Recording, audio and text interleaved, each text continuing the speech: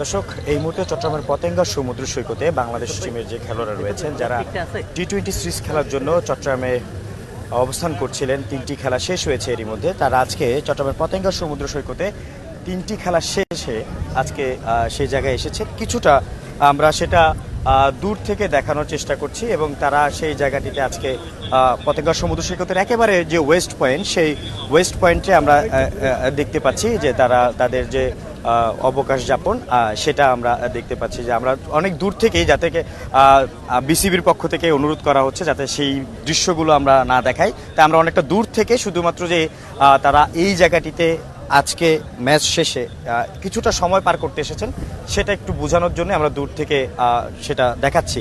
আমরা একটু ম্যাচের বিষয়ে কথা বলবো। আমার সহকর্মী রিফাত সেদিকে ছিলেন, আপনি যদি একটু বলেন এই জায়গায় আমাদের আজকের খেলাগুলো এবং তারা খেলাগুলো শেষগুলো, এই ম্যাচগুলোতে আসলে কি দেখলেন? বাংলাদেশ দলের খেলোয়াড়দের কি অবস্থা ছিল আজকে?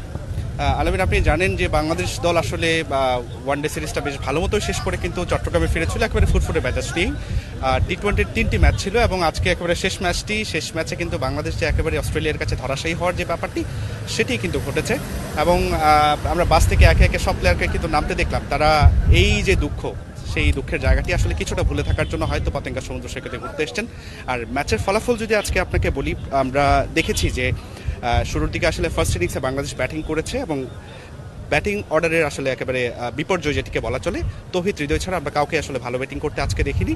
এবং অন্যদিকে অস্ট্রেলিয়া ব্যাটিং করতে নেবে বাংলাদেশের যেই রানটি আসলে সেটি 109 রানের যেই বাংলাদেশের যে টার্গেট সেটি আসলে মাত্র 11 ওভারে তারা ফিনিশ করে দিয়েছে এবং Mitchell Marsh man of the match হয়েছে। আমরা তৌহিদ হৃদয়কে দেখলাম, আমরা কোচিং স্টাফদের দেখলাম, আমরা প্রত্যেকটি প্লেয়ারকেই দেখেছি। কারোর সাথে এখন পর্যন্ত কথা বলার সুযোগ হয়নি, কারণ আপনিও নিশ্চয়ই দেখতে পাচ্ছেন আমাদেরকে বারবার বলা হচ্ছিল যাতে দূরত্ব থেকে দূর থেকে যাতে আমরা একটু দেখানোর চেষ্টা করি। আমরা বেশ হাস্যোজ্জ্বল দেখতে পাচ্ছি প্লেয়ারদের এবং সৈকতের কাছাকাছি এসেই কিন্তু আশরাফুলকে আমরা চিৎকার করতে দেখেছি। হয়তোবা আসলে সমুদ্রের কাছাকাছি গেলে স্বাভাবিকভাবে প্লেয়াররা যেহেতু একটা ধরাবাঁধা নিয়মের ভেতরেই থাকেন, আর ম্যাচ পরবর্তী তারা আসলে নিজেদের যে সময়গুলো ব্যক্তিগত সাগরের বিশালতা দেখে তারা একটু সেখানে হারিয়ে যেতে চায়। একদমই তাই আমরা দেখছি প্রত্যেকটা প্লেয়ার আসলে কানে হেডফোন লাগিয়ে নিজের পছন্দের গান শুনছেন এবং ব্যক্তিগত মুহূর্তগুলো আসলে নিজেদের মতো করে উপভোগ করছেন, আমরা দেখতে পাচ্ছি।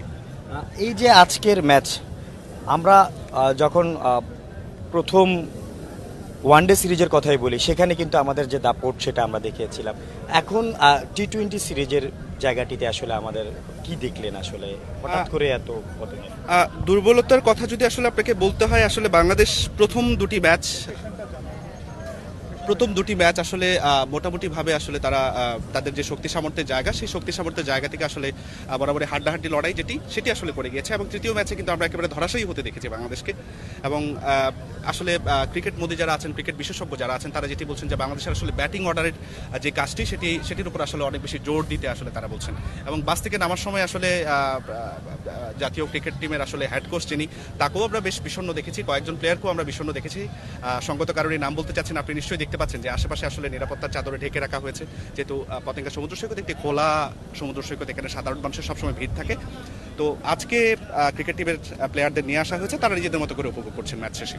ধন্যবাদ। আমরা প্রচুর পুলিশের উপস্থিতি এখানে দেখতে পাচ্ছি। সাধারণ মানুষও দূর থেকে, যতটুকু পর্যন্ত বেষ্টনী দিয়ে দেওয়া হয়েছে নিরাপত্তা বেষ্টনী, সেই নিরাপত্তা বেষ্টনীর ওপার থেকেই যখনই শুনতে পেয়েছে বাংলাদেশ দলের খেলোয়াড়রা এখানে এসেছে, সেই দূর থেকে এক নজর প্রিয় দলের খেলোয়াড়দেরকে দেখার জন্য, নিজের চোখে দেখার জন্য আমরা দেখতে পাচ্ছি যে তারা সেখানে ভিড় জোরে আছে এবং পর্যাপ্ত পরিমাণ পুলিশ সদস্যদেরকে আসলে এখানে নিয়োজিত রাখা হয়েছে যাতে করে প্লেয়ারদের এটি কোনো ধরনের অনাকাঙ্ক্ষিত কোনো পরিস্থিতির মুখে পড়তে না হয়, সেটা নিশ্চিত করার জন্য প্রশাসনের পক্ষ থেকে, বিসিবির পক্ষ থেকে আমরা যে কড়া নিরাপত্তার চাদর, সেই নিরাপত্তার চাদর একেবারে বিচের যে ওয়েস্ট পয়েন্ট, সেখানে দেখছি যে কড়া নিরাপত্তার চাদরটি বলা যায় যে খুব বেশ কঠোরভাবেই সেটাকে মানা হচ্ছে প্রশাসনের পক্ষ থেকে। এমন নিরাপত্তা চাদরটি আমরা দেখতে পাচ্ছি। এবং এই যে একটি ম্যাচ এবং একটি সিরিজ,